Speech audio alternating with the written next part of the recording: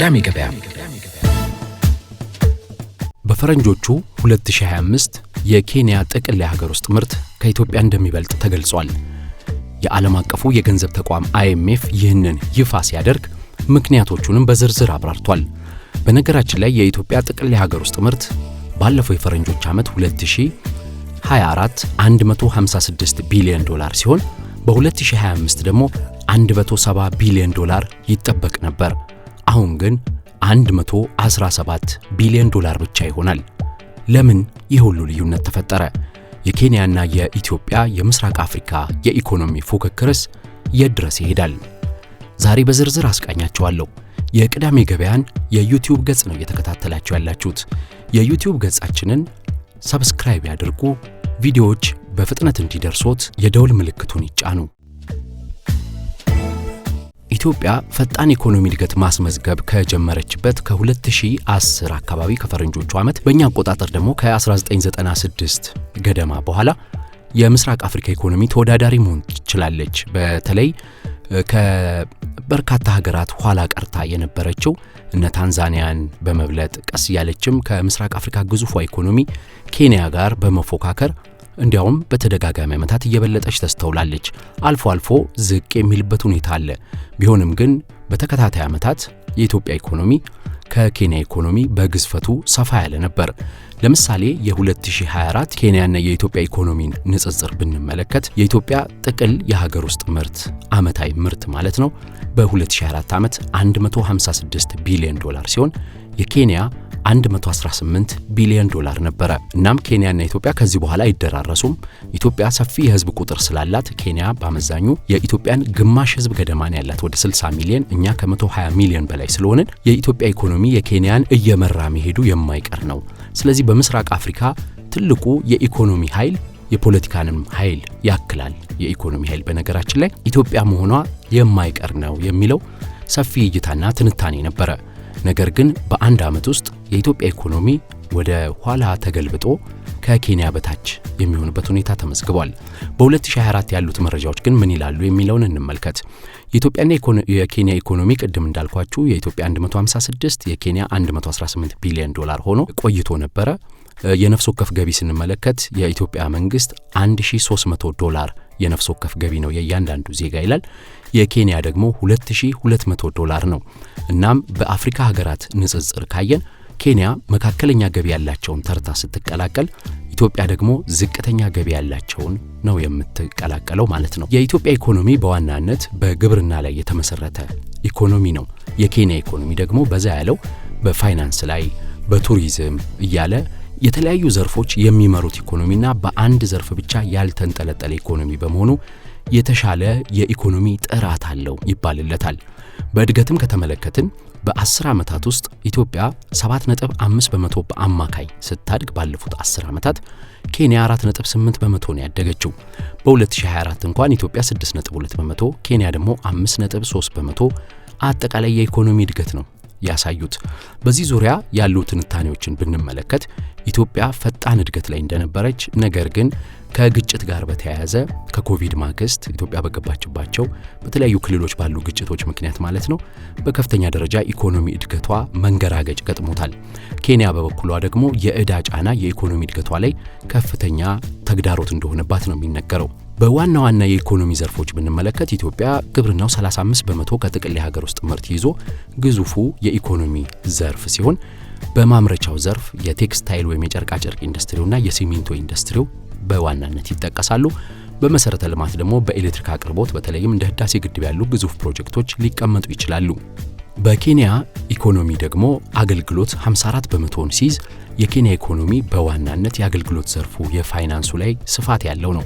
ፋይናንስና የፋይናንስ ቴክኖሎጂ እንደነ ኤምፔሳ ያሉት አሁን ሀገራችንም የተቀላቀለው የሳፋሪኮም የቴሌኮም ሴንተርን የሚያንቀሳቅሰው ኤምፔሳን ጨምሮ የፋይናንስ ዘርፉ በከፍተኛ ደረጃ ሲጠቀስ ኬንያ በዱር ሀብቷም በባህር ዳርቻዎቿ በሞምባሳ ባለው የባህር ዳርቻዎቿ ውበትም የተነሳ ሰፊ የቱሪዝም ገቢም ያላት ሆና ትቀመጣለች። ኢኮኖሚ መዋቅራቸው ይህን ይመስላል። ከዕዳ ጋር ከተመለከትን የኢትዮጵያ ዕዳ ከጥቅል የሀገር ውስጥ ምርቷ 50% ድርሻ ሲይዝ የኬንያ ደግሞ ከፍ ብሎ 70% ይይዛል። እናም ኬንያ አሁን ድረስ የዕዳ ጫና እንዳለባት መመልከት እንችላለን። የመገበያ ገንዘባቸው ጋር በተያያዘ የኢትዮጵያ ብር በከፍተኛ ደረጃ እየቀነሰ ሲሆን የኬንያው ሽሊንግ ደግሞ ይዋዥቃል። እንዲያውም በዚህ ዓመት ጥሩ ስኬት ማሳየቱን ወደ ኋላ ላይ ነግራቸዋለሁ። የዋጋ ግሽበትን በተመለከተ የኢትዮጵያ የዋጋ ግሽበት 30 በመቶ ገደማ ሲሆን የኬንያ የዋጋ ግሽበት ደግሞ 6.5% ነው። በዕዳ አስተዳደር ጉዳይ ስንመለከት ኬንያ የዕዳ ጫና ላይ ናት። ኢትዮጵያ ደግሞ የዋጋ ግሽበትና የምንዛሪ መዋዠቁ ዕዳዋን እንዳያባብሰው፣ ኢኮኖሚዋን እንዳይጎዳው፣ የዕዳ አስተዳደሩንም ጫና እንዳይፈጥርባት የምታሰጋበት ቁመና ላይ ነው ያለችው። በዓለም አቀፍ ንግድና ኢንቨስትመንት ደረጃ ኢትዮጵያና ኬንያ ያላቸው ቁመና ይህንን ይመስላል። ኢትዮጵያ ኤክስፖርት የምታደርገው በዋናነት ቡና፣ ጨርቃጨርቅ፣ ወርቅ የመሳሰሉትን ሲሆን ኬንያ ደግሞ ሻይ፣ አበባ እና የቴክኖሎጂ አገልግሎቶችን ኤምፔሳ በነገራችን ላይ በምስራቅ አፍሪካ ከፍተኛ የገንዘብ አዘዋዋሪ ነው። ዩጋንዳ፣ ታንዛኒያ አሁን ደግሞ የምስራቅ አፍሪካ ኢኮኖሚ ማህበረሰብን የተቀላቀሉት እነ ሩዋንዳን፣ እነ ደቡብ ሱዳንን፣ ሶማሊያን ጨምሮ በርከት እያሉ ስለመጡ የአገልግሎት ዘርፍ ኤክስፖርቷ በጣም በከፍተኛ ደረጃ እያደገ ነው።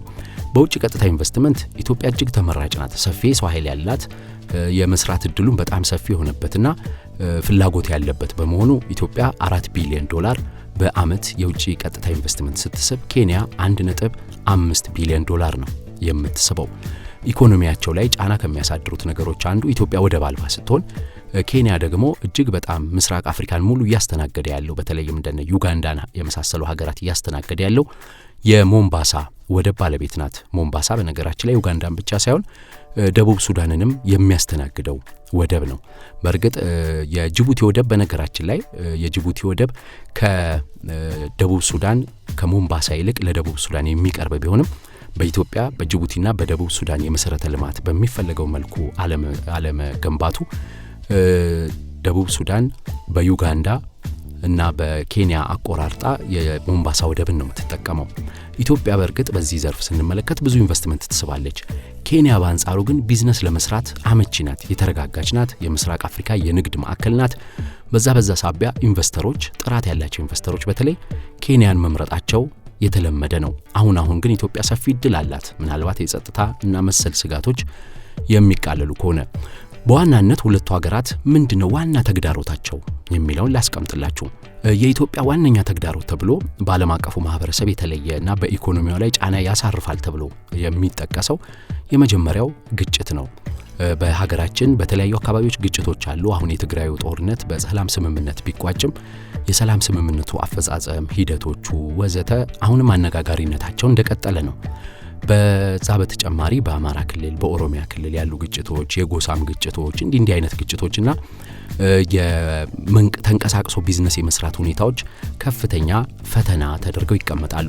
በሁለተኛነት የኢትዮጵያ ትልቁ ኢኮኖሚ ፈተና ተብሎ የሚቀመጠው የምንዛሪ ጉዳይ ነው። የብር ከዶላር አንጻር ያለው ምንዛሪ እየዋዠቀና እየቀነሰ መሄዱ የዋጋ ግሽበት ላይ ተጽዕኖ ሊያሳርፍ ይችላል። ነገ ምን ይሆናል በሚል ሰዎች ሰብሰብ ብለው እንዲቀመጡ ቢዝነሱ የነገውን እንይ በሚል ትንሽ ጊዜ እንግዛ በሚል ወደ ኋላ የሚሉበት ሁኔታዎች ይፈጥራል። በሶስተኛው ደግሞ ኢትዮጵያ የፖለቲካ አለመረጋጋት፣ የፖለቲካ ስንል በፖለቲካ ኃይሎች መካከል ያለው ውዝግብ፣ በሀገር ውስጥና በውጭ ያሉ የፖለቲካ ኃይሎች፣ በሀገር ቤትም ያሉ ተቃዋሚዎችና መንግስት የሚያደርጓቸው ሰጣ ገባዎች የተረጋጋ የኢኮኖሚ እንቅስቃሴ እንዳይኖር ፈተና የሚሆንባት ነው። መፍታትም ያለባት እነዚህን ነው በሚል ይቀመጣሉ። የኬንያ ዋነኛ የኢኮኖሚ ተግዳሮት ተብሎ የሚቀመጡት በመጀመሪያ ዕዳን ነው የምናገኘው። ከጥቅል የሀገር ውስጥ ምርት 70% ዕዳ አለባት ኬንያ። ስለዚህ ይህንን ዕዳዋን አስተዳደሩ እንዴት ይሄዳል የሚለው ነው። ኬንያም ልክ እንደ ኢትዮጵያ ሁሉ የድርድር ሂደቶች ላይ ናት። ጥሩ ስምምነቶች እንዳሉ የኬንያን ጉዳይ የሚከታተሉት የአይኤምኤፍ ባለሙያ በነገራችን ላይ ኢትዮጵያዊ ናቸው የኬንያን ጉዳይ የሚከታተሉት፣ እሳቸው ሲጠቅሱ ከዚህ በፊት ሰምቻለሁ። በሁለተኛነት ኬንያ ላይ የሚጠቀሰው ስራ አጥነት ነው። እንደምናስታውሰው ባለፈው ዊሊያም ሩቶ ከተመረጡ በኋላ ሰፊ ተቃውሞዎች የነበሩበት ጊዜ ነበር። በስራ አጥነቱ ላይ መንግስት ታክስ ጨመረ፣ የመሰረታዊ ሸቀጦች ዋጋ ጨመረ በሚል ሰፊ ተቃውሞ ነበርና አሁንም ስራ አጥነት በኬንያ ከተሞች ዋነኛ ጉዳይ ሆኗል። በሶስተኛነት የኬንያ ኢኮኖሚ ትልቁ ተግዳሮት የሚባለው ሙስና ነው። እኛም ሀገር የለም ማለት አይደለም፣ ነገር ግን በኬንያ እጅግ በጣም ስር የሰደደ እንደሆነ ይነገራል የሙስና ሁኔታ። እንግዲህ በአጠቃላይ ግን ኬንያና ኢትዮጵያን የሚያወዳድሩ የኢኮኖሚ ተንታኞችን ጠለቅ ብለን ብንመለከት ኬንያ እጅግ በጣም የተሳለጠ ወይም አድቫንስድ የሚባል በአንጻራዊነት ማለት ነው ከአፍሪካ ሀገራት አይደለም ከምስራቅ አፍሪካ ከሌሎችም አፍሪካ ሀገራት አድቫንስድ የተባለ በአንጻራዊነት ስብጥሩ ሰፋ ያለ ቢዝነሱ የተሟሟቀበት የንግድ ማዕከል የሆነ ለቢዝነስ የተመቸች በመምትል ኬንያን በተደጋጋሚ ሲገልጿት ኢትዮጵያ የምትገለጸው በዋናነት በኢኮኖሚ ሁኔታ ከሆነ በዓለም ላይ ሰፊ የእድገት እድል ያለበት ሀገር ተብሎ ነው። ስለዚህ ሰፊ እድል የሚለውን ወደ ተግባር መቀየር እንግዲህ የሀገራችን ትልቁ የቤት ስራ ነው። በፖለቲካ፣ በማህበራዊ ጉዳዮች፣ በቢዝነስ ተንቀሳቅሶ መስራት፣ በግጭቶች እነዚህን ከፈታን ሰፊ እድል እንዳለን ነው። እንግዲህ ወደ ትኩሱ መረጃ በደንብ ልውሰዳችሁና ለምንድን ነው ኢትዮጵያ ኢኮኖሚ እየቀነሰ ሄደው የሚለው ላስቀምጥላችሁ። የኢትዮጵያ ኢኮኖሚ በአይኤምኤፍ መረጃ መሰረት በዚህ ዓመት 117 ቢሊዮን ዶላር ይሆናል ጥቅል የሀገር ውስጥ ምርቷ። ባለፈው ዓመት 156 ቢሊዮን ነበረ። በዚህ ዓመት ሲጠበቅ የነበረው 170 ቢሊዮን ነበር። ግን የዶላር ምንዛሪ ለውጡ 117 ቢሊዮን ዶላር አድርጎታል ጥቅል የሀገር ውስጥ ምርቱን። ይህም ቢያንስ ከ55 በመቶ በላይ ነው የቀነሰው። የኢትዮጵያ ብር ሐምሌ ላይ ከ57 ብር ወደ 120 ብር ገደማ ሲመጣና አሁን ወደ 140 ብር ወዳለበት እየሄደ ሲሄድ 55 በመቶ በላይ ዲቫሉዌሽን የተደረገው ብር ከዶላር አንጻር እጅጉን የተዳከመው። ይሄ ሁኔታ ደግሞ በዶላር ስለሆነ የዓለም ኢኮኖሚ የሚሰላው በከፍተኛ ደረጃ ይቀንሰዋል። በብር ሲሰላ ግን ከፍ ያለ ሆኖ ሊታይ ይችላል። የኢትዮጵያ ኢኮኖሚ ካለፈው ዓመት በብር መጠን ብንለካው ወደ ከ2 ትሪሊየን ብር በላይ ነው። አሁንም ከዛ በጣም ብዙ ሊጨምር ይችላል። ነገር ግን ወደ ዶላር ሲመነዘር ጭማሪው አፈር ይበለዋል ወይም ውሃ ይበለዋል እንደሚባለው ይሆናል። ስለዚህ ጥቅል የሀገር ውስጥ ምርታችን ከዶላር አንጻር ይቀንሳል። የነፍስ ወከፍ ገቢውን፣ ሌሎችንም በኢኮኖሚ ኢንዲኬተሮች ወይም በኢኮኖሚ አመላካቾች የኢትዮጵያ ኢኮኖሚ ዝቅተኛ ደረጃ ላይ የሚያደርገው ይሆናል። እንግዲህ የዲቫሉዌሽኑ ዋና ምክንያት እንደምናውቀው ኢትዮጵያ 28.9 ቢሊዮን ዶላር ዕዳ ነበረባት። ይህንን ዕዳ የመክፈል ተቸግሬያለሁ በማለቷና የዕዳ አስተዳደር በመጠየቋ ድርድሮች ሲደረጉ ነበረ። ልክ ዲቫሉዌት እንዳደረግን ሐምሌ ላይ ወይም ብርን ከዶላር አንጻር እንዳዳከመን ወደ 3.4 ቢሊዮን ዶላር ከአይኤምኤፍ አግኝተናል። በአጠቃላይ ወደ 16.6 ቢሊዮን ከዓለም ባንክና መሰል ተቋማት አግኝተናል። ይሄ በ3 ዓመት ተከፋፍሎ የሚከፈል ነው። አንዳንዱ በአመት የሚከፈል ነው። 3.4 ቢሊዮኑ በአንድ አመት ውስጥ ተሰጥቶን የሚያልቅ እንደሆነ ይጠበቃል። በሁለት ዙር መለቀቁ ይታወሳል። ወደ 2 ቢሊዮን ዶላር የሚጠጋ ስለዚህ ያንን አስገኝቶልናል። የዕዳ ድርድሩም ከሰሞኑን በቅዳሜ ገበያ በሬዲዮ ፕሮግራማችን ምናልባት ሰምታችሁት ይሆናል። የዕዳ ድርድሩም መስመር እየያዘና ወደ መጠናቀቁ እየሄደ ነው። እንዲያውም ተቋማት እንዲዘጋጁ ሁሉ በገንዘብ ሚኒስቴር በኩል መረጃዎች ሲለቀቁ ነበረ። እንግዲህ የውጭ ምንዛሬ ደግሞ እጥረት ሰፊ የኢትዮጵያ ኢኮኖሚ ከፍተኛ ፈተና ሆኖ ይታያል። የዶላር እጥረት በተወሰነ መልኩ መሻሻል አሳይቷል። የብር እጥረት በጣም በከፍተኛ ደረጃ በፋይናንስ ተቋማት በኩል የሚታይ ነው። በተለይ የምንዛሬው መሻሻል ቢያሳይም የዶላርና የብር ልዩነት አንደኛ የገቢ ዕቃዎች ወይም የኢምፖርት ጉድስ ዋጋ በከፍተኛ ደረጃ እንዲንር አድርጎታል። ይሄ ደግሞ የዋጋ ግሽበትን ያመጣል። ምናልባትም ደግሞ ግጭቶች የማይፈቱ ከሆነ የኢትዮጵያ ኢኮኖሚ አሁንም ችግር ውስጥ ሊገባ ይችላል። የዋጋ ግሽበትን መቆጣጠር በጣም ወሳኝ ነው እየተባለ ነው እየተጠቀሰ የሚገኘው። እነ ብሉምበርግም ይህን ዘገባ በስፋት ጽፈውታል። ብሉምበርግን ተከትለው ሌሎችም የመገናኛ ብዙሃን ጽፈውታል። በእርግጥ የኢትዮጵያ ኢኮኖሚ ከኬንያ አንጻር በምስራቅ አፍሪካ ተቀደመ የሚለው አይኤምኤፍ ያወጣውን አጠቃላይ ሪፖርት መነሻ በማድረግ ነው።